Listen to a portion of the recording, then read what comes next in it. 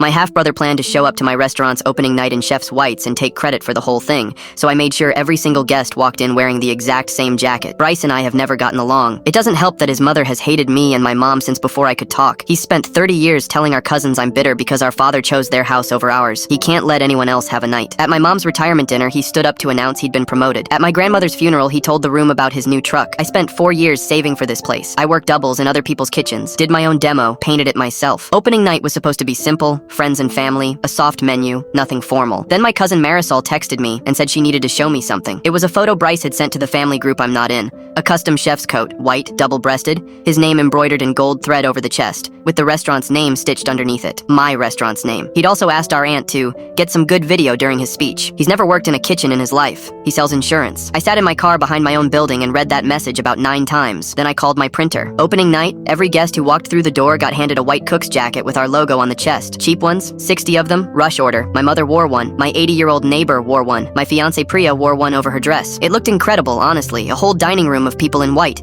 and everybody thought it was the theme. Bryce came in 40 minutes late with his mother and my father, gold thread catching the light, chin up, already scanning for the best angle, and the entire room was wearing his outfit. I watched him understand it. He stopped just inside the door and did this slow turn, and his face went through about 4 things. My friend Dominic, who genuinely didn't know, walked past him and said, "Hey, they gave you a fancy one, that's cool." Then we did the thanks. I stood up and named the 2 people who actually built the kitchen with me, my sous chef Anna and my dishwasher turned line cook Marcus, and I told the room what each of them had done. That was it. No open floor, no microphone passed around. Bryce never got his speech. He left before the entrees came out. His mother followed him, and my father stayed exactly long enough to tell me I'd been petty, and could have simply asked Bryce not to come. That's the part that actually did it, not Bryce, him. 2 days later, my father showed up at my restaurant at 11 in the morning while I was doing prep. He wanted me to call Bryce and apologize, said I know how those 2 are and I should be the bigger man about it. I told him he had the wrong place because my father hasn't driven out to see me in 9 years. He stood in my dining room and didn't say anything, and I went back to breaking down chicken. The next week, I got a letter demanding I cease defamation